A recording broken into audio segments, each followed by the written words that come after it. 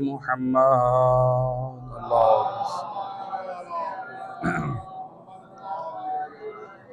الصلاة والسلام على أشرف الأنبياء والمرسلين وخاتم النبيين أبي القاسم محمد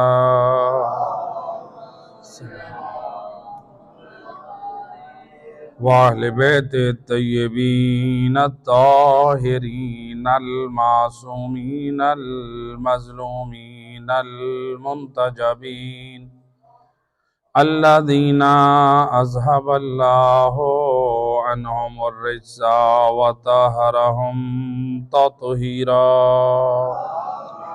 صلی اللہ علیہ ولعنة الدائمة على أعدائهم أجمعين من يوم ظلمهم إلى يوم الدين أما بعد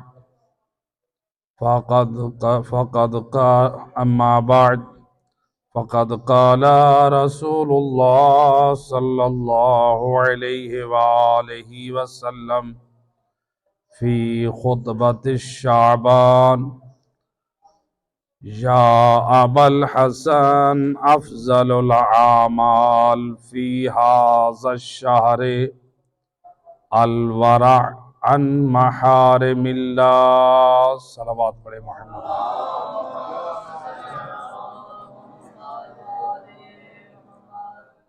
سامعین محترم، آپ کے سامنے سید الرسل کے خطبے میں سے رسول اللہ کی زبانی پیغام شعبان اور رمضان کو نقل کیا ہے. یہ وہ خطبہ جو سید الرسل نے مسجد نبوی میں اپنے منبر پر اصحاب کے درمیان آپ نے خطبہ دیا، جس خطبہ کو شیخ صدوق اور ہمارے بڑے بڑے محدثین نے نقل کیا. جس خطبے میں سید الرسل نے ماہ رمضان کی عظمت اور شان کو مختلف طریقوں سے بیان کیا، ایک مومن کی ذمہ داری کو اس میں واضح کیا. ان تمام فضائل کے بعد جو رسول اللہ نے بیان کیا کہ اس ماہ میں قرآن کا پڑھنا کتنا فضیلت ہے، اس ماہ میں تسبیح اور ذکر کا کتنا ثواب ہے، اس ماہ میں توبہ و استغفار کا کتنا فائدہ ہے، تو سید الرسل نے اس ماہ رمضان کی عظمت کو بیان کیا. ادھر اس محفل میں امیر المومنین علی ابن ابی طالب علیہ الصلوۃ والسلام علم نبی کے وارث علی مولا بھی اس محفل میں موجود ہے. اب علی مولا دیکھ رہے ہیں کہ اصحاب نبی ان اعمال کو بافضیلت سمجھ رہے ہیں. علی مولا نے پوچھ لیا، یا رسول اللہ، خود مولا علی فرماتے ہیں فقمت وقلت یا رسول اللہ. سید الرسل جب عظیم الشان خطبہ دے چکے، علی مولا کہتے ہیں میں کھڑا ہوا اور خدمت رسول میں عرض کی، ما افضل الاعمال فی ھذا الشہر. یا رسول اللہ، جس ماہ رمضان کی عظمتوں کا قصیدہ آپ اپنی زبان وحی سے بیان کر رہے ہیں، ذرا یہ بھی واضح کر دیں اس ماہ رمضان میں سب سے افضل عمل کون سا ہے؟ آپ نے اتنے سارے عمل ذکر کیے، آپ نے نماز کا ذکر کیا، آپ نے گویا قرآن کا ذکر کیا، آپ نے تسبیح کا ذکر کیا، روزے دار کی عظمت کا ذکر کیا، صدقہ و خیرات کا ذکر کیا. یا نبی اللہ، آپ ہر عمل کی عظمت کو بیان کرتے گئے. اب یہ بتائیں، گویا مولا علی یہ دیکھ رہے ہیں کہ جو مسلمان کنفیوز نہ ہو جائے کہ کس عمل کی فضیلت زیادہ ہے. مولا علی فرماتے ہیں یا رسول اللہ، اس مہینے میں کس عمل کی عظمت زیادہ ہے؟ رسول اللہ لسان وحی سے فرماتے ہیں یا ابا الحسن، اے ابو الحسن افضل العمل فی ھذا الشہر الورع عن محارم اللہ، اے علی جتنی میں نے فضیلتیں بیان کی ہیں، عظمت کے اعمال بیان کیے ہیں، ان تمام اعمال میں اگر کوئی سب سے افضل اور اشرف عمل ہے ماہ رمضان میں، وہ یہ ہے کہ اللہ کے حرام کردہ کاموں سے اجتناب کیا جائے۔ کیا مطلب؟ امام کیا سمجھانا چاہتے ہیں؟ امام یہ بتا رہے ہیں، امام نے یہ جو سوال کیا اور نبی نے جواب دیا، اب نبی کیا سمجھانا چاہ رہے ہیں اور امام سوال کیوں کر رہے ہیں؟ ہو سکتا تھا رسول اللہ کا یہ خطبہ جیسے آج ہم تک پہنچا، سارے لوگ مل بیٹھے ماہ رمضان میں نمازی بن جائیں، روزے دار بھی بن گئے، تسبیح کرنے والے بھی بن گئے، ذکر خدا بھی کر رہے ہیں، قرآن کی تلاوت بھی کر رہے ہیں، ان سارے اعمال کے ساتھ ساتھ کیا کرتے ہیں؟ پھر حرام بھی کرنا ہے۔ جیسے آج کے زمانے میں لوگ ذکر بھی کریں گے، تسبیح بھی پڑھیں گے، دعا بھی کریں گے، نماز بھی پڑھیں گے، عزاداری امام حسین ابن علی بھی کریں گے، لیکن ساتھ ساتھ بیٹھ کر اپنے موبائلوں پہ حرام کی ٹک ٹاک کے کلپس بھی دیکھیں گے، ساتھ ساتھ بیٹھ کے گانے بھی سنیں گے، ساتھ ساتھ بیٹھ کے حرام چیزیں بھی کریں گے، ساتھ ساتھ بیٹھ کے غیبتیں بھی سنیں گے، ساتھ ساتھ بیٹھ کے ہم غیبتیں بھی کریں گے، چغل خوری بھی کریں گے، ہم ان لوگوں کی حمایت بھی کریں گے جو عقیدہ توحید میں اور عقیدہ ولایت میں فرق نہیں کرتے، لہذا دین میں گمراہیاں ایجاد کرتے ہیں، دین میں بدعات اور خرافات کو پیش کرتے ہیں۔ یاد رکھیں دین خدا ایک ہے اور اس کا نام ہے قرآن اور سنت وارثان قرآن، بس یہی دین اسلام۔ جو اس سے ہٹ کر ہمیں کوئی منبر سے دے یا کسی زبان سے ملے جو قرآن اور آل محمد کے فرمان سے ہٹ کر ہو، وہ بدعت اور خرافات ہو سکتی ہیں، دین مصطفیٰ نہیں ہو سکتا۔ لہذا مولا علی نے سوال کیا، یہ اسی لیے آج کے وقت کا صرف مومن نہیں، قیامت تک کے اہل ایمان کی آنکھ کو کھولنا چاہتے ہیں کہ دیکھو صرف نیک اعمال میں نہ لگ جاؤ۔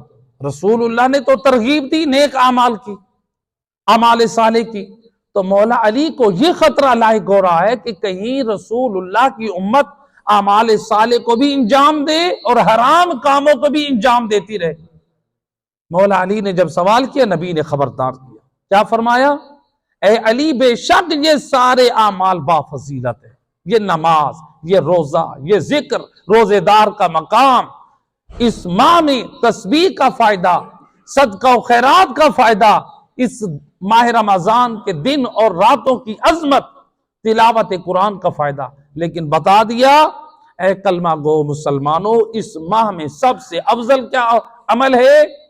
حرام کام سے اجتناب کرنا، حرام کام سے، یعنی ایک مومن ہے ماہ رمضان میں تسبیح پڑھ رہا ہے لیکن ساتھ ساتھ حرام بھی کر رہا ہے۔ نبی فرما رہے ہیں کہ اگر اس مہینے میں ایک مومن حرام سے بچ رہا ہے، تسبیح نہیں پڑھ رہا، بس اپنے آپ کو حرام کاموں سے بچائے رکھا ہے، یہ مومن اس کی نگاہ، اس مومن کی نسبت افضل ہے نبی کی نگاہ میں۔ نبی کو ایسا مسلمان مومن نہیں چاہیے جو ساتھ تسبیح، ذکر، دعا، نمازیں، عزاداری بھی کرے اور ادھر سے بدعمالیوں کے ذریعے سے دین کی توہین بھی کرے۔ نبی کو وہ مومن پسند ہے جس کے دامن میں فقط اعمال صالح ہو اور گناہوں سے اجتناب ہو۔ رسول اللہ اس مومن کو پسند کرتے ہیں۔ ایک صلوات پڑھے محمد وحید۔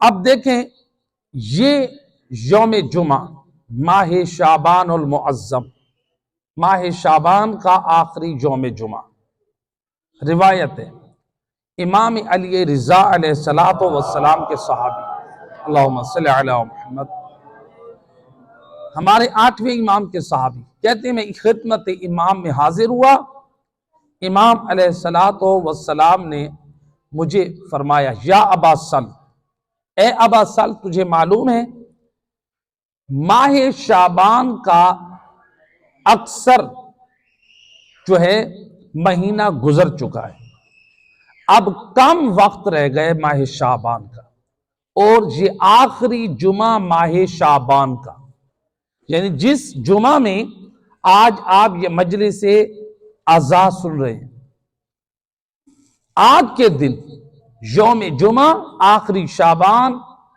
یعنی شعبان کا آخری یوم جمعہ، امام فرما رہے ہیں اے ابو سل آج ماہ شعبان کا آخری جمعہ ہے، لہذا اس ماہ شعبان کے جو باقی دن رہ گئے ہیں، جو تم سے گزشتہ زندگی میں کوتاہیاں ہوئی ہیں، جو تم سے غلطیاں ہوئی ہیں، ان کا جبران کر لو، اس ماہ شعبان میں ان اعمال صالح کو بجا لاؤ تاکہ اللہ کے مہینے کا استقبال احسن انداز سے کر سکو۔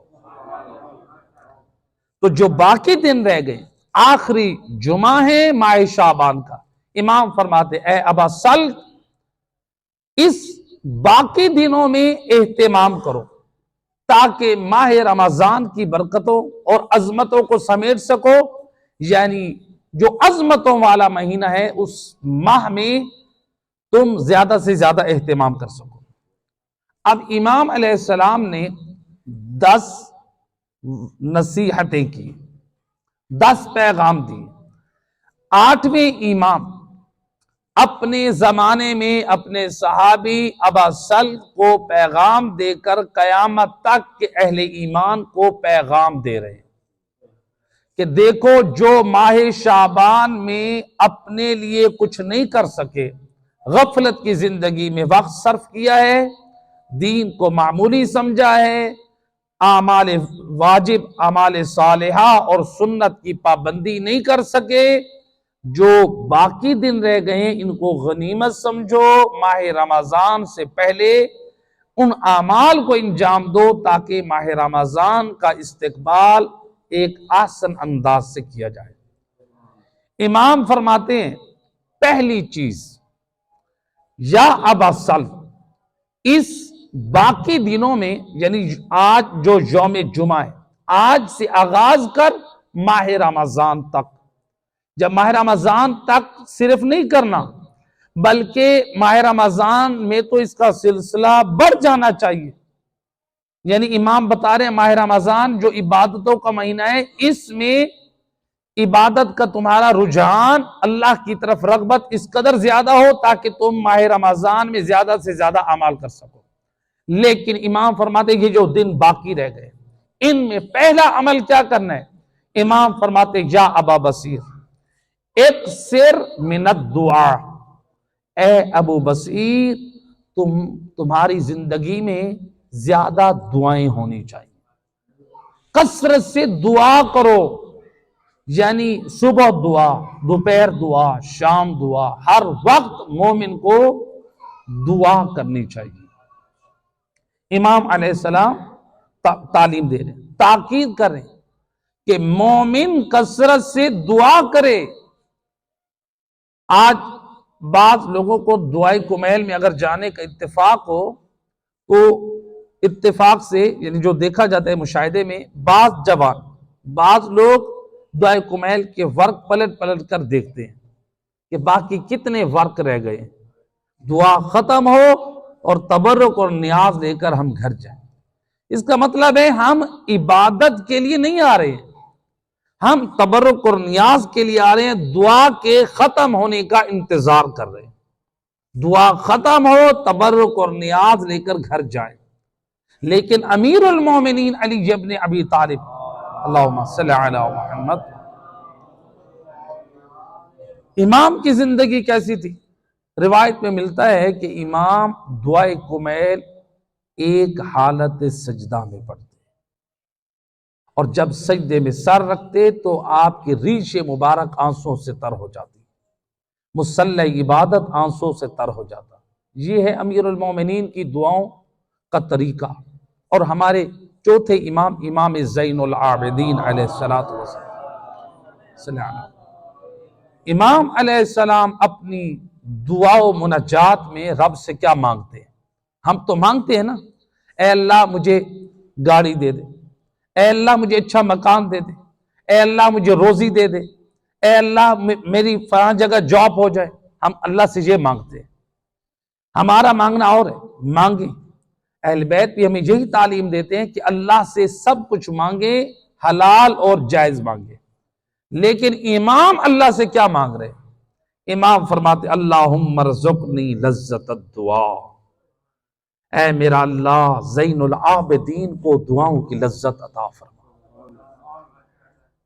امام دعا کی لذت مانگ رہے ہیں۔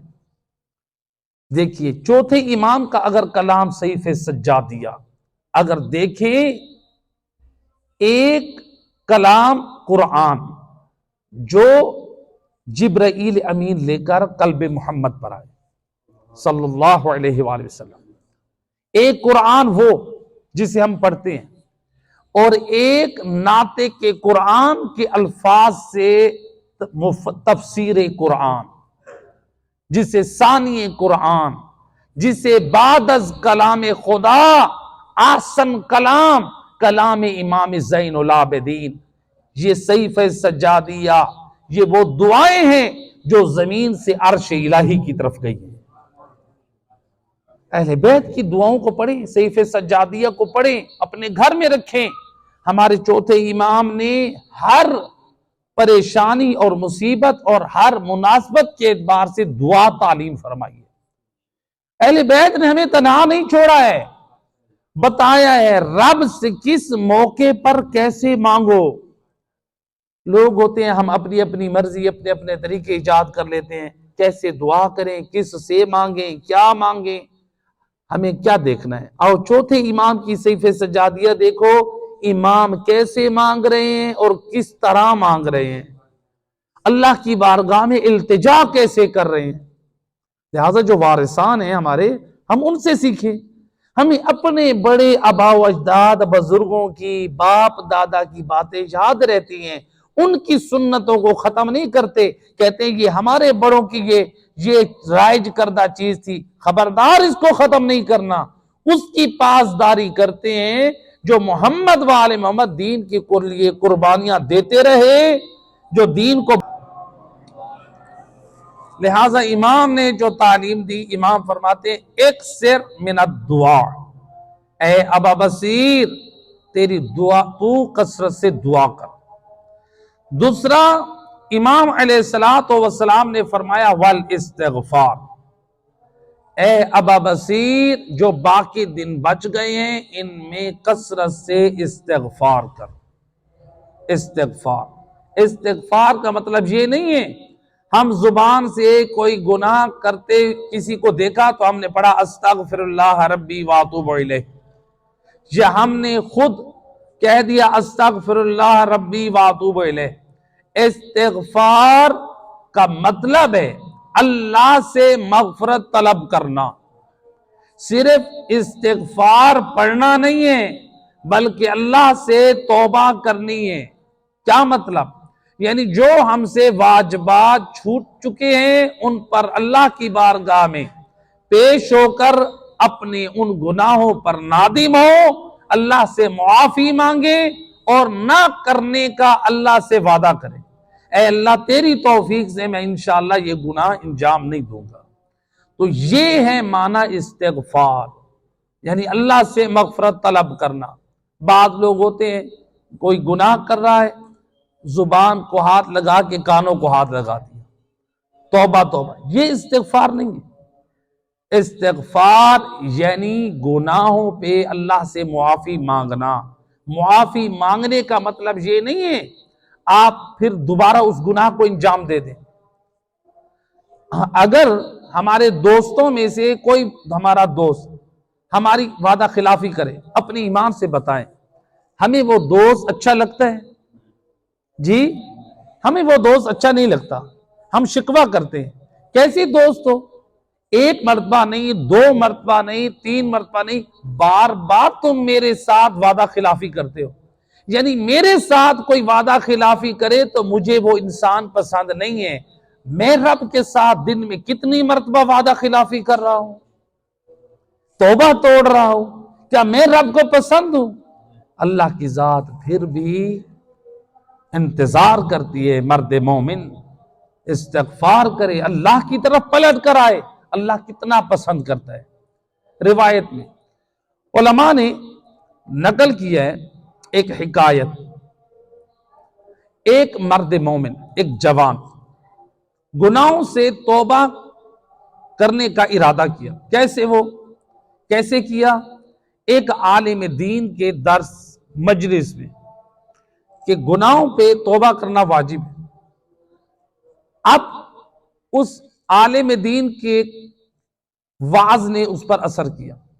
وہ نوجوان نکلا اس محفل سے کہ میں نے توبہ کیسے کرنی. صرف توبہ یہ کہنا کہ میں آج کے بعد گناہ نہیں کروں گا. مثلا آج کی مجلس کے بعد کوئی مومن کہے کہ یا اللہ مجھے بھی معاف کر دے، میں گناہ نہیں کروں گا، میں توبہ کرتا ہوں. توبہ مکمل کب ہوگی؟ توبہ کے مکمل ہونے کا طریقہ، انسان اللہ سے سچے دل سے نادم. اب نادم ہونے کے بعد دو ذمہ داریاں، جو اللہ کے حقوق ہمارے اوپر فرض ہیں ان کو ادا کریں، جو لوگوں کے حقوق ہمارے اوپر باقی ہیں ان کو ادا کریں. یہ ہے مکمل توبہ. ایک مرتبہ تو آپ نے کہہ دیا استغفر اللہ ربی واتوب الیہ، یا اللہ مجھے معاف کر دے، میں نے آج تک نمازیں نہیں پڑھی. جو نہیں پڑھی توبہ کی ہے، اس کا مطلب یہ ہے نمازیں مکمل کریں. جو روزے نہیں رکھے وہ مکمل کریں. جو خمس و زکوٰۃ کی پابندی نہیں ہے اس کو ادا کریں. جو زکوٰۃ فطرہ رہ جاتا ہے اس کو ادا کریں. جو لوگوں کے حقوق ہمارے اوپر رہ جاتے وہ ادا کریں، یعنی اللہ کے حقوق. حج جو انجام نہیں دیا وہ انجام دیں. اب لوگوں کا حق، جو لوگوں کا حق ہماری گردن پر ہے، مثلا مثال کے طور پہ ہم کہتے ہیں یا اللہ ہمیں معاف کر دے، ماہ رمضان آ رہا ہے، توبہ والا مہینہ ہے. آپ نے اللہ سے توبہ تو کر لی، لیکن اگر ہم نے اپنے مرحوم بہن اور بھائی کا حق کھایا ہے، یتیم بچے وہ انتظار میں کہ ہمارے ماں یا باپ کا حق ہمیں دیا جائے، ہم کہتے ہیں ہم کیسے دیں؟ ہم توبہ کر رہے ہیں، ہم جائیداد میں سے مرحومین کا حق ان کے ورثاء کو نہیں دے رہے، تو یہ ہماری توبہ نامکمل ہے. ہم نے کسی کا قرض دینا تھا اور وہ فوت ہو گیا، ہم اس کے ورثاء کے پاس نہیں گئے وہ پیسے دینے کے لیے. ہم نے توبہ کی ہے لیکن نامکمل. اس کے ورثاء کو وہ جا کر پیسے دینا واجب. بچپن میں ہم سے کوئی غلطی ہوئی، نادانی میں، نہ سمجھی میں، جو نقصان کیا کسی مومن کا، فقہا فرماتے ہیں بالغ ہونے کے بعد اگر آپ نے بلوغت سے پہلے مالک کو راضی نہیں کیا، اس کا نقصان پورا نہیں کیا، گناہ گار. لیکن بالغ ہونے کے بعد آپ کے اوپر واجب ہو گیا. بالغ ہونے سے پہلے ولی پر واجب تھا اگر اس کے علم میں تھا اس چیز کو حل کرے. بالغ ہونے کے بعد اس بچے پر واجب ہے جس کا نقصان کیا جا کر ان کو راضی کرے، ان سے مصالحت کرے. کتنے ایسے ہیں؟ یہ بچوں کو ہم کب تعلیم دیں گے؟ ہماری مجالس میں یہ چیزیں، یہ مسائل بیان نہیں ہوتے. یہ بچوں کو کب ہم یہ چیزوں کی تعلیم دیں گے کہ بچوں آپ اسکول سے جو شارپنرز، جو پینسل، جو ریزر، جو کاپی آپ لے کر آ جاتے ہیں، یہ شرعاً ان کا لے کے آنا درست نہیں ہے. والدین کو اگر اس چیز کا علم ہے ان کے اوپر واجب ہے وہ اپنے بچوں کو کہیں جا کر اس کو واپس کریں. اور اگر وہ بچے واپس نہیں کرتے، یہ نقصان جو چوری اسکول سے کر کے لے کر آئے ہیں، بالغ ہونے کے بعد ان پر واجب ہے ان بچوں کو تلاش کریں، ان مالکان کو راضی کریں. وہ مالکان، وہ بچے نہیں مل رہے، ماجوس ہیں، پھر وہ نائب امام جو اس کے وکیل تک وہ مال رد مظالم کی صورت میں پہنچایا جائے. یہ وہ چیزیں ہیں. اب ہم توبہ صرف نہ کریں، توبہ مکمل کریں. اب یہ نوجوان عالم دین کی محفل میں سنا کہ توبہ و استغفار کرو، توبہ کرنے کے لیے تیار ہو. اللہ کی بارگاہ میں التجا کرنے لگا، بار الہ مجھے معاف کر دے، میں اپنے تمام واجبات کو ادا کروں گا، اپنے واجبات کو ادا کرنے لگا۔ ادھر سے جو لوگوں کے حق ہے وہ بھی ادا کرنے کی اس نے ٹھان لی۔ اب اس کو یاد آیا، میں نے زندگی میں ایک یہودی کا سونا جو میرے ہاتھ آیا تھا میں نے اس کو غصب کیا تھا، تو اب توبہ کرنی ہے تو وہ اس کا جو مال میری گردن پہ ہے وہ بھی واپس کرنا ہے۔ اب یہ گئے اس یہودی کے پاس، کون ہے یہ؟ مومن مسلمان یہودی کے پاس جا کر کہتا ہے کہ اے یہودی، دیکھو میں نے گناہوں میں زندگی گزاری ہے اور تمہارا حق میری گردن پر ہے، اب میں نے سچے دل سے اپنے رب سے کی ہے توبہ۔ دیکھو میرے پاس مال تو ہے نہیں، میں غریب، تنگ دست اور مجبور انسان، میرے پاس دینے کے لیے کچھ نہیں، اب تم یا تو مجھے معاف کر دو یا جو معاملہ میرے ساتھ کرنا چاہتے ہو۔ اس یہودی نے جب یہ سنا، وہ ایک مرتبہ کہتا ہے سوچ کر، کہتا ہے دیکھو میں تمہیں ایک شرط پہ معاف کروں گا، فلاں جگہ پر جو مٹی کے کھنڈرات ہیں وہاں جا کر زمین کھودو، وہاں پر ایک سونا وہاں پر دفن ہے، اگر تم سونے کو وہاں سے باحفاظت میرے پاس لے آتے ہو تو میں اپنا جو مال تم نے میرا چرایا تھا سونا، میں وہ تمہیں معاف کر دوں، بس جاؤ وہ سونا لے کر آؤ۔ اب یہ جوان اس یہودی کے بتائے ہوئے لوکیشن پر پہنچا، جب وہاں پر زمین کو کھودنے لگا، کھودا، زمین سے نیچے مٹی میں سے ایک سونے کا ڈھیلا نکلا، جیسے ہی ہاتھ لگایا وہاں پر زمین میں نیچے ایک سونے کا ڈھیلا اٹھایا اور چھپا کر یہودی کے پاس لے آیا۔ یہودی نے دیکھا تو حیران اور آنکھیں حیرت سے کھلی رہ گئی، یہودی کی آنکھوں میں آنسو آ گئے، رونے لگا۔ یہ کہتے ہیں کہ آخر کیا وجہ؟ کہتا ہے کہ دیکھ اے جوان، میں نے وہاں پر کوئی سونا دفن نہیں کیا تھا، میں نے اس زمین پر کوئی سونا دفن نہیں کیا تھا، نہ مجھے اس چیز کا علم تھا، میں نے اپنی کتابوں میں یہ پڑھا تھا آخری زمانے کا نبی، اس کا امتی اگر سچے دل سے گناہوں سے توبہ کرے تو اس توبہ کے بعد اگر وہ مٹی کو ہاتھ لگائے تو وہ بھی سونا بن جائے۔ میں دیکھنا چاہتا تھا تیری توبہ سچی ہے، تیرا دین سچا ہے یا نہیں ہے، تو بھی سچا ہے، تیرا نبی بھی سچا ہے، آج کے بعد میں تیرے نبی کا کلمہ پڑھتا ہوں، اشہد ان لا الہ الا اللہ واشہد ان محمد رسول اللہ صلی اللہ علیہ وآلہ وسلم۔ اللہ اکبر۔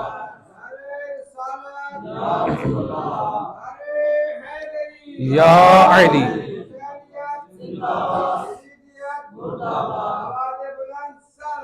اللہم صلی علی محمد وآلہ۔ لہذا سچے دل سے توبہ، دیکھیے اللہ سبحانہ وتعالی اس قدر باکرامت بنا دیتا ہے۔ سچی توبہ کا نتیجہ یہ ہوا کہ یہودی بھی مسلمان ہو رہا ہے۔ ہماری توبہ ایسی ہو اے جوانو، اے عزیز ہو، ہماری توبہ استغفار ایسا ہو، ہم معاشرے میں اپنے پاک کردار سے چلیں تو دنیا والے ہمارے پاک کردار سے وہ بھی اپنا راستہ بدل لیں۔ جس طرح یہودی ایک رسول کے امتی مومن کے پاک کردار کی وجہ سے اس نے اپنے جھوٹے مذہب سے توبہ کی، آپ کی اور میری جو ہے وہ سیرت، آپ کا اور میرا کردار، آپ کی اور میری توبہ، ہمارا اخلاق بھی ایسا ہو دنیا والے ہمارے کردار کو دیکھ کر آل محمد کے مذہب کی طرف مائل ہوں، نہ کہ ہم ایسے بد کردار بن جائیں، ہم ایسے بے دین بن جائیں، لوگ کہیں کہ دیکھو یہ آل محمد کے چاہنے والے کس قدر بے دین ہیں، آل محمد کے چاہنے والے کس قدر بد عمل ہیں، دیکھیں یہ دھوکہ اور فراڈ کرنے والے۔ چاہیے تو یہ ہے کہ آل محمد جو پاک ہیں، جن کی سیرت اور کردار بھی پاک ہے، ان کی پاک سیرت کو اپنائیں، پاک راستے کو اپنائیں تاکہ معاشرے میں ہدایت کا پیغام عام ہو۔ صلوات پڑھیں محمد و اہل بیت۔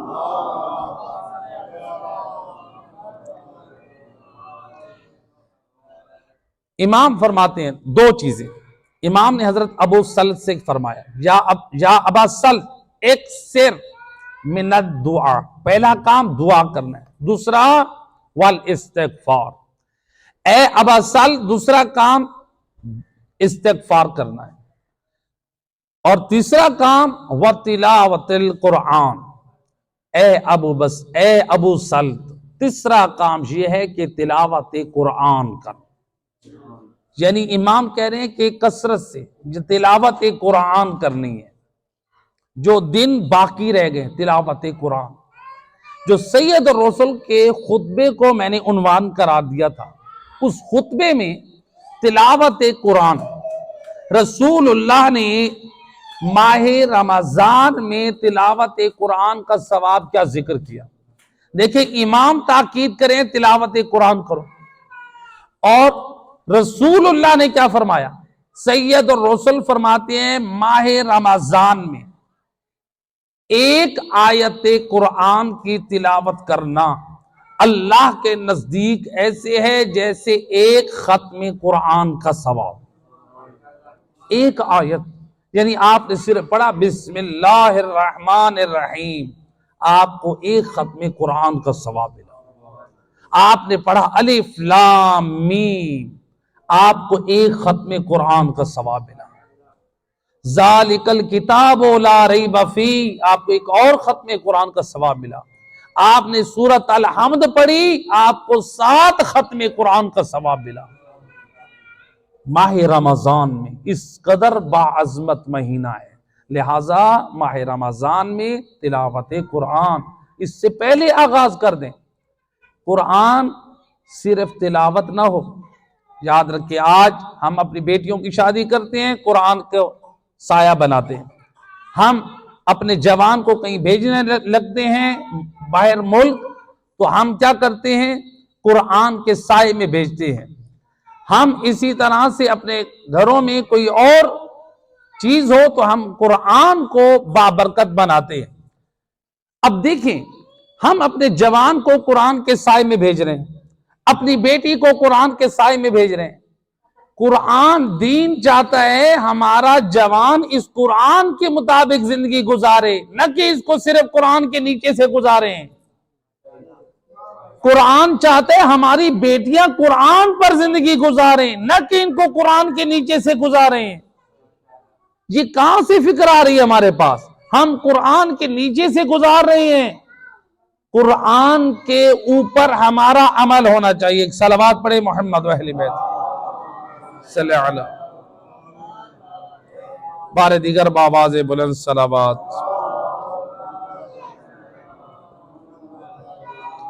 لہذا تلاوت قرآن یہ اس قدر ضروری ہے. یہ 3 چیزیں تلاوت قرآن. نمبر 4 امام فرماتے ہیں یا ابا سلط وَتُبْ إِلَى اللَّهِ مِنْ ذُنُوبِكَ لِيُقْبِلَ شَهْرَ اللَّهِ إِلَيْكَ وَأَنْتَ مُخْلِص لِلَّهِ عَزَّ وَجَلَّ. اے ابا سلط تو ماہ رمضان سے پہلے توبہ کر لے، اپنے تمام گناہوں سے توبہ کر لے، اس لیے کہ تو اللہ کے شہر کا استقبال کرنے والا ہے. تیرے آگے آنے والا جو مہینہ ہے وہ اللہ کا مہینہ ہے، اور تاکہ اس ماہ میں تو اللہ کے لیے مخلص ہو. لہٰذا اس سے پہلے کہ ماہ رمضان کو تو پائے تو توبہ کر لے. تو لہٰذا ماہ رمضان سے پہلے ہماری توبہ مکمل ہونی چاہیے. اور کتنا بد نصیب ہے جو بندہ ماہ رمضان کو پا لے پھر بھی وہ اپنا گناہ نہ بخشوا سکے.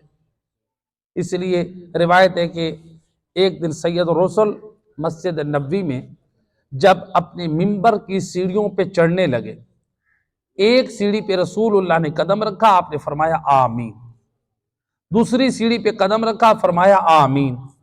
تیسری سیڑھی پہ قدم رکھا، فرمایا آمین. اصحاب نے کہا یا نبی اللہ، یہ ہر سیڑھی پہ آپ آمین کیوں کہہ رہے ہیں؟ سید الرسل فرماتے ہیں جبرائیل امین نازل ہوئے، کہا کہ یا رسول اللہ جو ماہ رمضان کو پالے اور اپنے آپ کو نہ بخشوا سکے اس پر اللہ کی لعنت ہے۔ میں نے اس کے جواب میں کہا آمین۔ یعنی ماہ رمضان اس قدر بابرکت ہے، اگر ماہ رمضان کو پائیں اور نہ بخشوا سکے۔ دوسری سیڑھی پہ رسول اللہ فرماتے ہیں کہ اس نے کہا یا نبی اللہ، جو شخص اپنے والدین کو پائے اور اپنے آپ کو نہ بخشوا سکے، ان کی خدمت کر کے اپنے آپ کو نہ بخشوا سکے، جنتی نہ بن سکے ان کی خدمت کے ذریعے، اس پر اللہ کی لعنت ہے۔ میں نے کہا آمین۔ والدین اگر زندہ ہیں ان کی خدمت کیجئے۔ امام جعفر صادق علیہ السلام صلی اللہ علیہ وسلم، امام علیہ السلام فرماتے ہیں من احب ان یخفف اللہ عنہ سکرات الموت۔ امام صادق علیہ السلام زبان عصمت سے فرما رہے ہیں۔ امام فرماتے ہیں کہ جو شخص یہ پسند کرتا ہے اللہ اس پر سکرات موت کم کر دے۔ ان یخفف اللہ عنہ سکرات الموت، جو چاہتا ہے وقت موت، سکرات موت، جان کنی کی حالت میں اس کے لیے دشواری نہ ہو، مشکل نہ ہو، موت روح آسانی سے نکلے، امام علیہ السلام فرماتے ہیں ایسے شخص کو چاہیے پھر وہ کیا کرے؟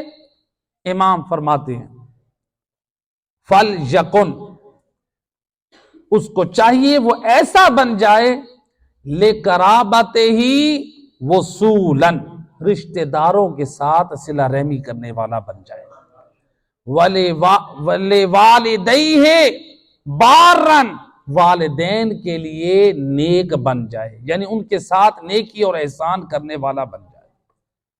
جی امام علیہ السلام فرماتے ہیں فَإِذَا كَانَ كَذَلِكَ، جو شخص اس کردار کا مالک ہو، رشتہ داروں کے ساتھ صلہ رحمی کرے، اپنے والدین کے ساتھ نیکی کرے، امام فرماتے ہیں حَوَّنَ اللَّهُ عَلَيْهِ سَكَرَاتَ الْمَوْتِ، زبان عصمت سے فرماتے ہیں جو یہ دو کام کرے، رشتہ داروں کے ساتھ صلہ رحمی، والدین کے ساتھ نیکی، اللہ سکرات موت کے وقت اس کے لیے آسانی کر دیتا ہے۔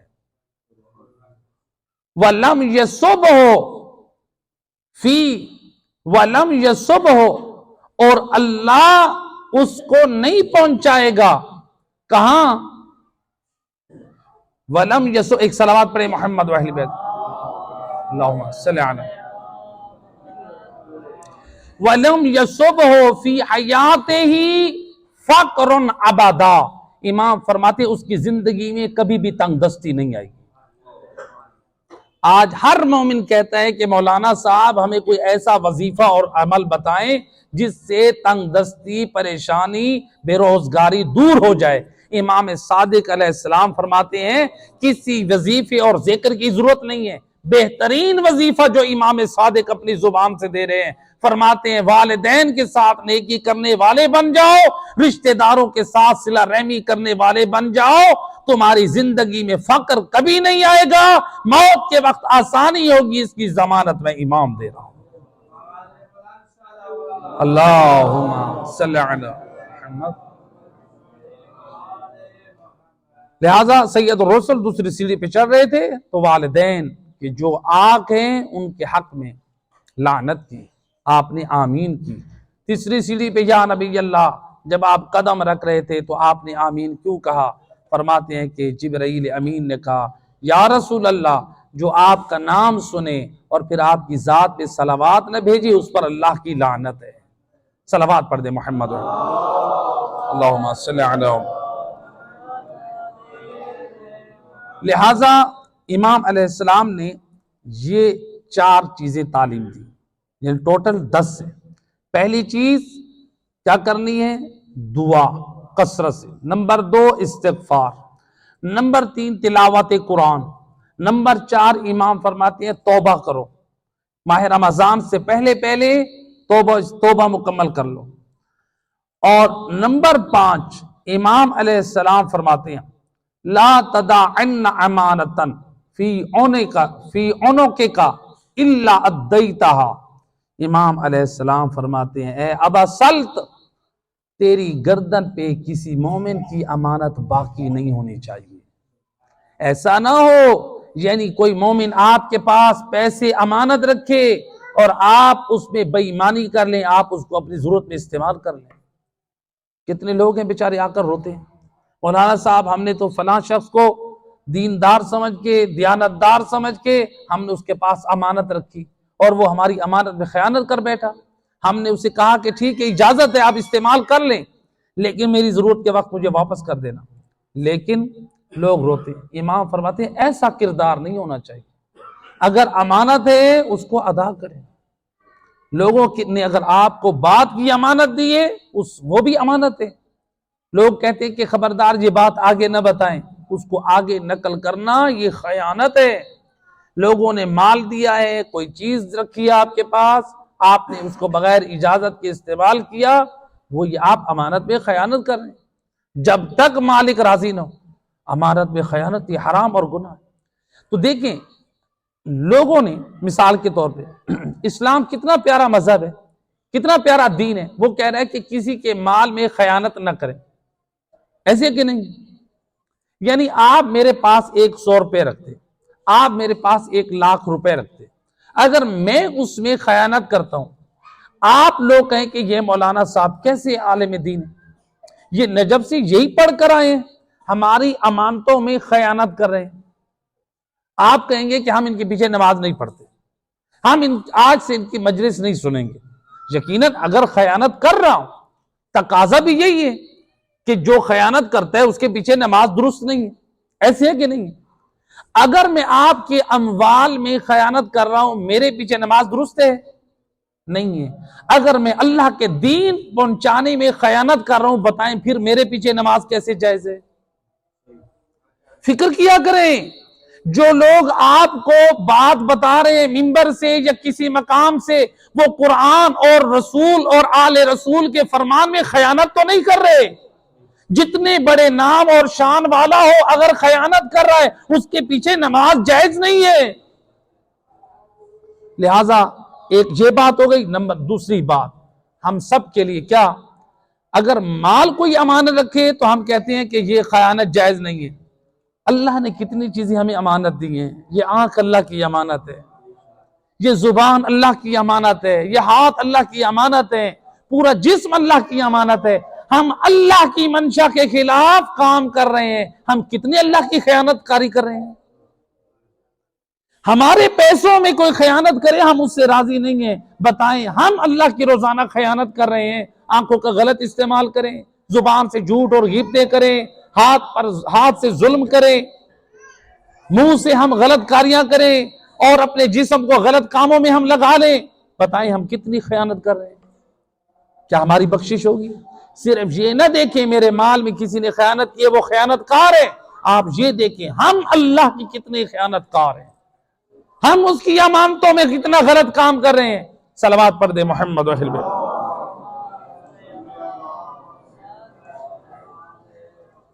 لہذا امام علیہ السلام نے یہ 5ویں نصیحت کی، اگر کوئی امانت ہے تو اس کو اپنی گردن پہ نہ رکھے بلکہ اس کو ادا کر دے۔ نمبر 6 امام علیہ السلام فرماتے ہیں وَلَا فِي قَلْبِكَ حِقْدًا عَلَى مُؤْمِنٍ إِلَّا نَزَعْتَهُ۔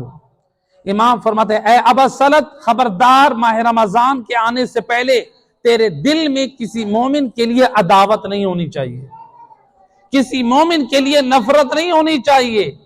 ذرا میں یہاں پر سوال کرتا ہوں، دیکھیں آل محمد کی محبت نور ہے یا نہیں ہے؟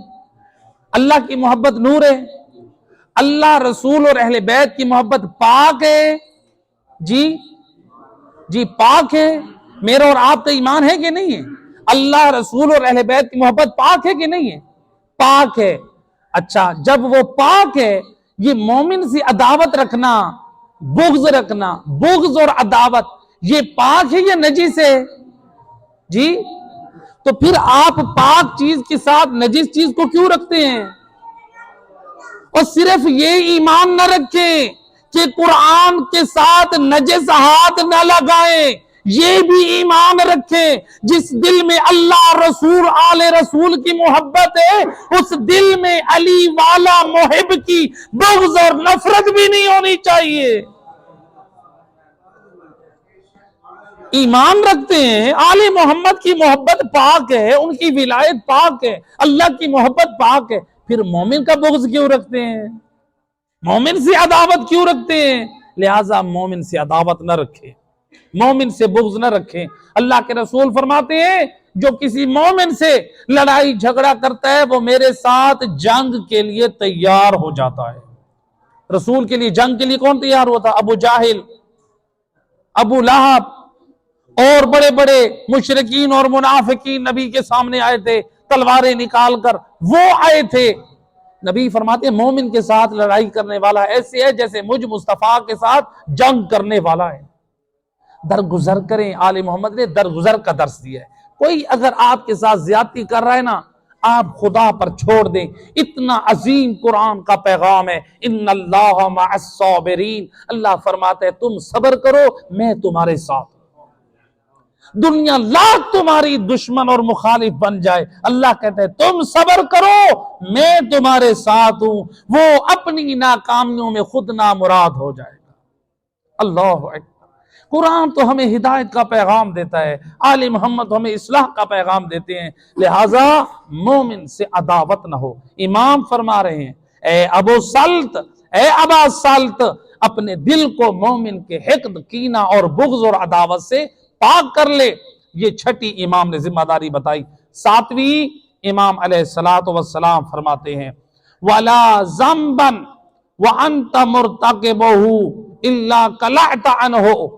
امام علیہ السلام فرماتے ہیں اور جس گناہ کا تو مرتکب ہو رہا ہے اس کو اپنی زندگی سے نکال دے، جس گناہ پر تو ڈٹا ہوا ہے مصر ہے اس کو اپنی زندگی سے نکال دے۔ اب گناہوں کی زندگی سے باہر آ جا، پاکیزگی اور طہارت کا راستہ اختیار کر، اس لیے کہ اللہ کے مہینے کا استقبال کرنے والا ہے۔ بندہ ڈٹا رہے، گناہوں پر جاری رہے، لہٰذا مجلس امام میں آئے ہیں، اپنے امام کے ساتھ عہد کر کے جائیں۔ اس مجلس عزا کی برکت ہو، ہمارے اندر چینجنگ ہونی چاہیے، تبدیلی ہونی چاہیے۔ ہمارے سر کے بالوں سے لے کر پاؤں تک ہم جو بھی اپنے بدن میں تبدیلی کریں کم یا زیادہ، یہ دیکھیں میرا امام راضی، ہمیشہ اللہ کی رضا کے لیے کریں۔ کپڑے پہن رہے ہیں تو یہ دیکھیں لوگوں کو جلانے کے لیے نہیں، اللہ کی خوشنودی کے لیے، اسلام کا حکم ہے۔ سر کے بال کے بنا رہے ہیں تو یہ دیکھیں اسلام کا حکم ہے، اس لیے نہیں کہ نیا سٹائل آیا ہے۔ داڑھی بنا رہے ہیں تو اس لیے نہیں میں نیا خط آج عرب سٹائل آیا ہے وہ سٹائلش داڑھی بناؤں، اس کا کوئی ثواب نہیں ہے، سنت نبی سمجھ کے رکھے اس کا ثواب ہے۔ ہم خط بنا رہے ہیں تو یہ دیکھیں یہ سنت ائمہ اہل بیت ہے، لہٰذا اپنے بدن میں اپنی زندگی میں ہر اس عمل کو شامل کریں جس پہ آل محمد راضی ہوتے ہیں۔ ایک صلوات پڑھے محمد و اہل بیت۔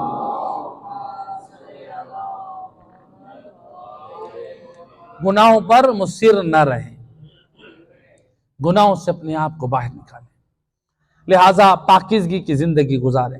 ایسے پاکیزگی کی زندگی گزاریں میدان معاشر میں جب محمد وآل محمد کی خدمت میں جائیں سفارش کے لیے، شفاعت کے لیے، مولا ہم آپ کے حبدار تھے، مولا آپ کے فرزند کے عزادار تھے، مولا اب آئے ہیں ہماری سفارش کیجئے، ہمارے کردار کو دیکھ کر اتنا مطمئن اور خوش نظر آئیں اور بول کر کہیں مرحباً بکا، خوش آمدید اے علی کا حبدار، تیری محبت پہ بھی راضی ہیں، تیرے کردار پہ بھی راضی ہیں۔ ایسا نہ ہو ہم ایسی شکل اور کردار لے کر جائیں، امام منہ پھیر لیں، کہہ دیں اب کس منہ سے آیا ہے، پوری زندگی تو ہماری اور نبی کی سنت کی مخالفت کرتا رہا ہے، اب ہم تیری شفاعت کریں گے، لہٰذا ایسا نہ ہو۔ یہ 7ویں ذمہ داری امام علیہ السلام نے بتائی۔ 8ویں ذمہ داری امام علیہ السلام فرماتے ہیں وَاتَّقِ اللَّهِ یا ابا بصیر، اللہ سے ڈر، ہمیشہ اللہ سے ڈر۔ اپنے صحابی کو کہہ رہے ہیں جو امام کے ساتھ اٹھتے بیٹھتے ہیں، امام اس کو کہہ رہے ہیں اللہ سے ڈر، اللہ سے ڈر کا کیا مطلب ہے؟ اللہ کے عذاب سے اپنے آپ کو بچا، اپنے آپ کو یہ اس طرح نہ سمجھ کہ میں امام علی رضا کے ساتھ اٹھتا بیٹھتا ہوں، میں ان کا صحابی ہوں اور میں جو مرضی آئے کرتا رہوں، مجھ سے کوئی پوچھنے والا نہیں ہے، شاہ جانے تے راہ جانے، یہ جو جملہ کہہ دیتے ہیں، کہتے ہیں کہ نہیں کہتے؟ بس ہمیں دین پر عمل کرنے کی ضرورت نہیں ہے۔ امام کہہ رہے ہیں اتق اللہ، اللہ سے ڈر، دین کا پابند بن۔ ہاں، جب آپ قرآن پر عمل کریں، آپ 14 کے فرمان پر عمل کریں، پھر آپ بخوشی کہیں شاہ جانے اور راہ جانے، پھر پلے صراط پہ وہی ہماری انشاءاللہ شفاعت کرائیں گے، وہی ہماری مدد کریں گے پلے صراط پہ ہمیں گزارنے میں، اور جن کے دین اور راستے پہ ہم چلے ہیں۔ یہ نہیں ہے، امام یہ نہیں سمجھانا چاہ رہے بے دین بن جاؤ اور پھر کہو کہ آل محمد شفاعت کروا دیں گے۔ نہ، بے دین نہیں بنانا چاہتے، آل محمد ہمیں با کردار بنانا چاہتے۔ دیکھیں، میں اور آپ چاہتے ہیں ہمارا بیٹا افسر بنے، چاہتے ہیں نا؟ لوگوں کی تمنا ہے، کہتے ہیں افسر بنے، انجینئر بنے، ماشاءاللہ پڑھا لکھا بنے، سمجھدار بنے، با کردار بنے، عزت دار بنے۔ آپ چاہتے ہیں آپ کی اولاد معاشرے میں نام بنائے، آل محمد نہیں چاہتے ہمارے شیعہ اور حبدار جب معاشرے میں چلے وہ بھی باوقار ہو، وہ بھی عزت دار ہو، وہ بھی شریف ہو، وہ بھی پاک دامن ہو، وہ بھی پاک کردار کے مالک ہو۔ اہل بیت جی چاہتے ہیں پاک کردار بن جائے ہمارے شیعہ۔ لہذا امام فرما دے واتق اللہ، اے ابو بصیر اللہ سے ڈر، قدم قدم پہ اللہ سے ڈر۔ یاد رکھ، ہماری ولایت کو سامنے رکھتے ہوئے اللہ کے دین کو معمولی نہ سمجھنا۔ آج لوگ کہہ دیتے ہیں ہمیں ضرورت نہیں، قبر میں مولا بخشوا دیں گے۔ کیا مولا نے کہا ہے آپ نمازیں چھوڑ دو میں بخشوا دوں گا؟ کیا مولا نے کہہ دیا کہ آپ روزے نہ رکھے میں بخشوا دوں گا؟ کیا مولا نے کہا ہے کہ آپ خمس و زکوٰۃ نہ دیں میں بخشوا دوں گا؟ کیا مولا نے کہا ہے کہ آپ زانی شرابی بن جائیں میں بخشوا دوں گا؟ پھر سوال یہ ہے، اگر یہ بدعمالیاں انجام دیتے رہیں اور مولا بخشوا دیں گے، پھر سوال یہ ہے یہ مولا آئے کیوں تھے دنیا میں؟ بھئی مولا نے جب بخشوا دینا پھر آئے کیوں ہیں؟ اللہ نے ان کو بھیجا کیوں ہیں؟ اللہ نے ان کو بھیجا ہادی بنا کر۔ اللہ نے ان کو کیوں بھیجا ہے؟ ہادی بنا کر۔ اگر ہم کہتے ہیں یہ بخشوا دیں گے پھر ان کی ہدایت تو فضول ہو گئی، یہ نظام ہدایت فضول ہو گیا۔ لہٰذا ان کی ہدایتوں پہ عمل کرتے رہیں، اور جو کوتاہیاں ہو گئی ہیں ان کے حق کا واسطہ دے کے اللہ سے دعا کریں، وہ اللہ بڑا بخشنے والا ہے۔ ایک صلوات پڑھ دے محمد و اہل۔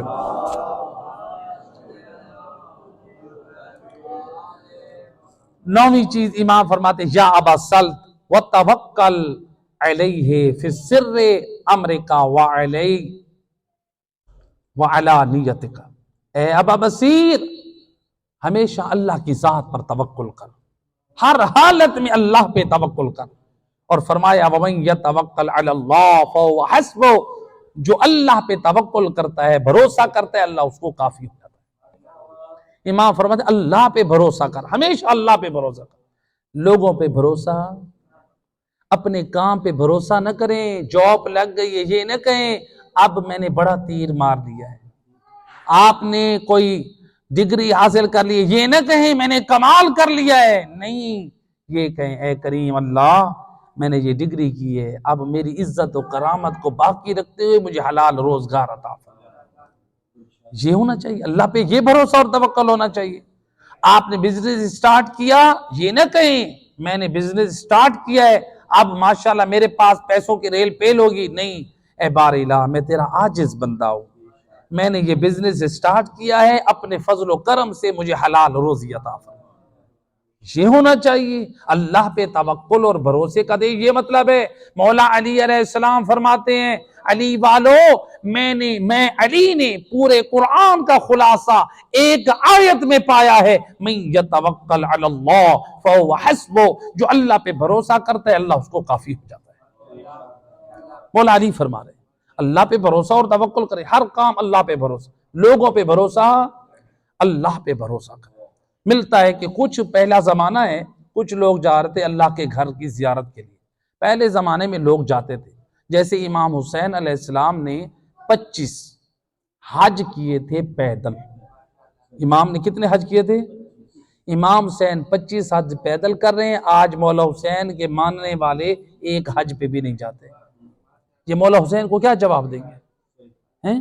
امام حسین کی زیارت پہ جانے سے پہلے جو لوگ استطاعت رکھتے ہیں حج کی، وہ حج پہ جائیں، پھر مولا حسین کے پاس جائیں، تاکہ وارث جنت آپ کا استقبال کرے، وہ خوش ہو، یہ با کردار مومن میرے پاس آیا ہے۔ لہذا امام حاجیوں اور ان کا چاہنے والا حج نہ پڑے، تو لہذا یہ لوگ حج پہ جا رہے تھے، پہلے زمانے میں لوگ جاتے تھے، حج پہ جا رہے ہیں تو راستے میں ان کے پاس ایک ڈول تھا اور ایک رسی تھی کہ راستے میں کنویں میں ہم یہ ڈال کے پانی حاصل کر لیں گے۔ راستہ طے کرتے رہے، صحراؤں سے گزرتے رہے، باغات سے، کہیں سے پانی نہ ملا، مایوس ہوئے۔ دور سے ایک جگہ سے انہوں نے دیکھا کہ ایک پانی جو ہے وہ زمین سے ابل رہا ہے اور وہاں پر ہرن پانی پی رہے ہیں، یہ خوش ہوئے، الحمدللہ وہ سامنے پانی ہے اور ہمارے پاس جو ہے وہ یہ برتن ڈول بھی ہے، رسی بھی ہے، تو لہٰذا اب جا کر ہم وہاں سے پانی پیئیں گے۔ اب جب یہ وہاں پہنچے، ان کے پہنچنے سے پہلے ہرن وہاں سے فرار ہوئے، جیسے ہی پہنچے وہ زمین کا باہر والا حصہ خشک ہو گیا، جو پانی باہر کنویں سے باہر ابل رہا تھا وہ پانی اب کنویں کے اندر بھی خشک نظر آیا۔ اب وہ پانی خشک نظر آیا، ڈول ڈالا، جتنی ان کے پاس رسی تھی وہ ڈالی، کہیں تک پانی کا نام و نشان نہیں۔ اب یہ اللہ کے گھر کو جا رہے ہیں، سارے عبادت گزار ہیں، زاہد ہیں، انہوں نے مل کے فریاد کی، بار الہ، یہ تیری کمزور مخلوق، ان کے لیے تو نے پانی کا انتظام کیا، کنویں سے پانی باہر آ رہا تھا، ہم اشرف المخلوقات تیرے گھر کی زیارت کو جا رہے ہیں، ہمارے لیے پانی تو نے اندر کر دیا، آخر کیا وجہ ہے؟ جب انہوں نے التجا مناجات کی تو رب کی طرف سے ایک آواز پیدا ہوئی، اے میرے بندو، انہوں نے، اس مخلوق نے بھروسہ کیا تھا مجھ پر، اس لیے میں نے ان کے رزق کا انتظام کیا۔ تم لوگ جب گھر سے چل رہے تھے تو تم میں سے ایک نے کہا تھا کہ ڈول اور رسی اٹھا لو، راستے میں جب وہ آ گئی تو کہا اب ہم پیاس نہیں مریں گے۔ تم لوگوں نے بھروسہ کیا تھا رسی اور ڈول پر، اب جاؤ اس رسی اور ڈول سے پانی مانگو، جو مجھ اللہ پہ بھروسہ کرے گا میں اللہ بھی اس کو روزی عطا کروں گا۔ صلوات پڑھ دے محمد رحمہ۔ لہٰذا امام نے فرمایا کہ اے ابا سلط، اللہ پہ بھروسہ رکھ، ہر کام میں اللہ پہ بھروسہ رکھ، اللہ پہ توکل رکھے۔ اور 10ویں چیز، یہ آخری چیز، امام علیہ السلام فرماتے ہیں یہ 9 چیزیں امام نے ہمیں سمجھائیں، ہماری تربیت کی، اس کے بعد فرماتے یا ابا سلط وَأَكْثِرْ مِنْ أَن تَقُولْ فِي مَا بَقِيَ مِنْ هَذَا الشَّهْرِ، امام فرماتے ہیں اے ابا سلط، جو یہ مہینہ، آج کا دن یوم جمعہ، ماہ شعبان کا آخری جمعہ، امام فرماتے ہیں اے ابا بصیر، اس جمعے سے ماہ رمضان تک جو باقی دن بچ گئے، ان دنوں میں تو اپنی زبان پر یہ ورد کثرت سے رکھ، یہ ذکر، کون سا؟ اللہم ان لم تکن قد غفرت لنا فیما مضی من شعبان فاغفر لنا فیما بقی منہ، یعنی اے اللہ اگر تو نے مجھے ان لوگوں میں سے نہیں بنایا، یعنی اے اللہ میں اگر ان لوگوں میں سے نہیں ہوں کہ جن کو تو نے نہیں بخشا ماہ شعبان میں، تو اے اللہ اپنے فضل و کرم سے ہم سب کو بخش دے جو ماہ شعبان کے آخری دن رہ گئے۔ تو یعنی اے اللہ اگر میں پہلے تیری مغفرت سے محروم تھا تو اب مجھے ان میں سے قرار دے کہ جن کو تیری مغفرت شامل حال ہو جائے۔ تو لہٰذا یہ دعا بھی کرتے رہنا چاہیے۔ تو امام علیہ السلام اپنے چاہنے والوں کو یہ تعلیم دے رہے ہیں کہ دیکھو با ادب بنو، با کرامت بنو۔ تو لہٰذا امام کے اس 10 جو پوائنٹ امام نے ہمیں تعلیم دی سرسری، امام نے فرمایا کہ آخری شعبان کے جمعے سے پاک ماہ رمضان تک 10 کام کون سے کرنے؟ نمبر 1، آپ نے فرمایا کثرت سے دعا کرو، استغفار کرو، تلاوت قرآن کرو، اللہ کی بارگاہ میں توبہ کرو، اور مومنین کی امانتوں کو ادا کرو، اور اپنے دلوں میں مومن کے بارے میں عداوت اور کدورت نہ رکھو، اور کسی گناہ پر ڈٹے نہ رہو بلکہ چھوڑ دو، اللہ سے ڈرو اور اللہ پر بھروسہ رکھو، اور اپنے لیے اللہ سے مغفرت کا سوال کرو۔ ایک صلوات پڑھ دے محمد۔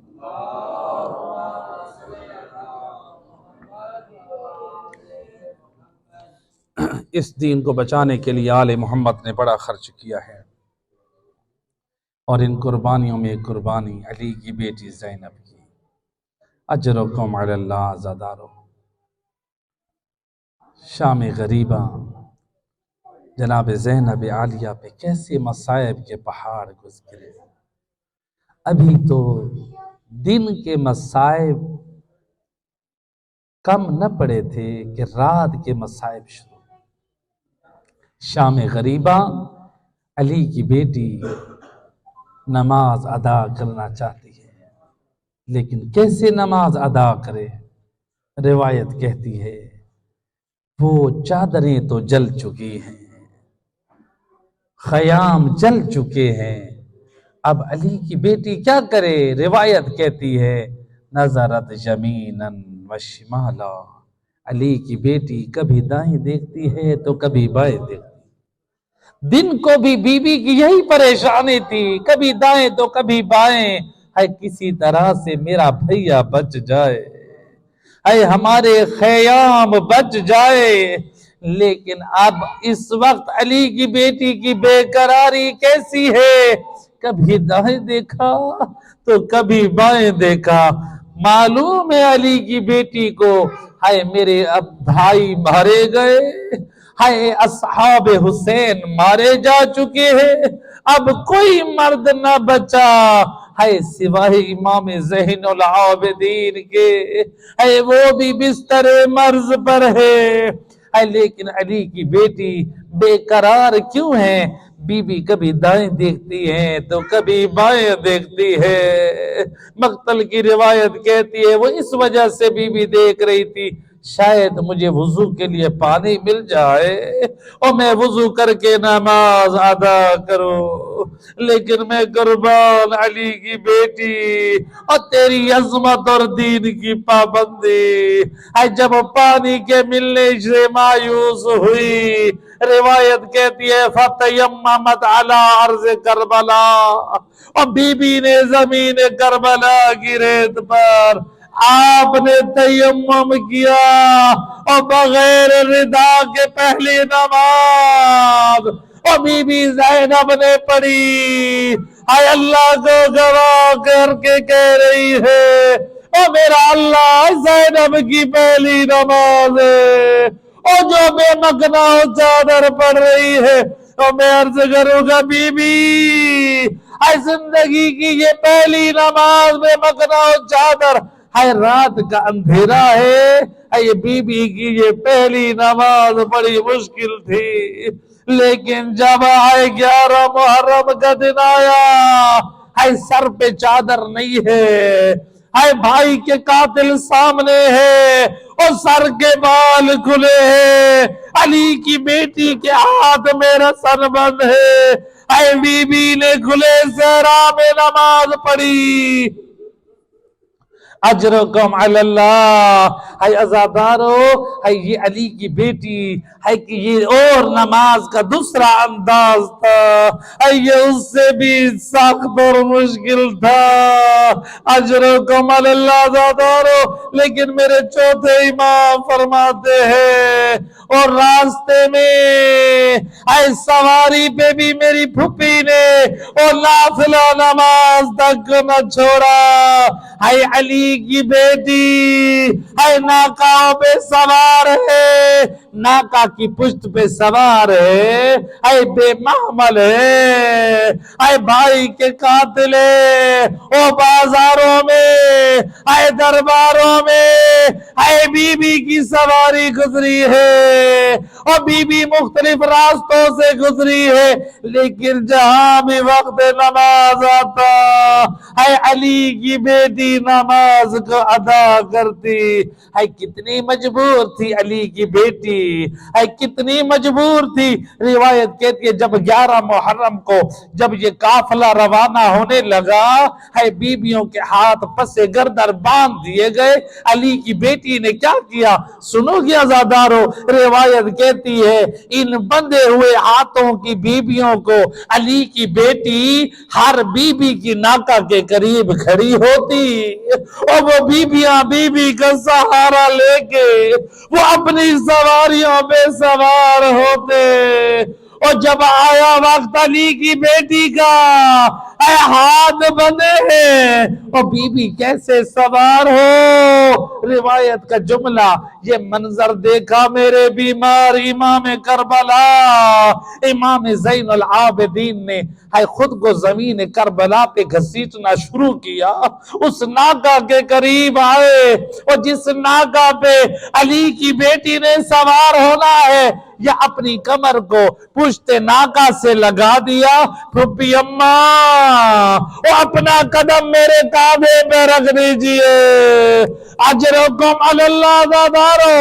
یا علی کی بیٹی نے قدم رکھا، میرے بیمار امام نہ سنبھل پائے اور زمین کربلا کی طرف جھک گئے اور دوسری مرتبہ فرمایا پھپھی اماں قدم رکھ دیجئے، اور جب 3 مرتبہ ایسا ہوا یہ منظر ایک لعین دیکھ رہا ہے اور جس کے ہاتھ میں گرز ہے اور ملعون آ کر امام کے بدن پر اور ظلم کرنے لگا۔ اے علی کی بیٹی نے خود کو گرا دیا اور ظالم اور چھوڑ دے اے جب تک علی کی بیٹی زندہ ہے۔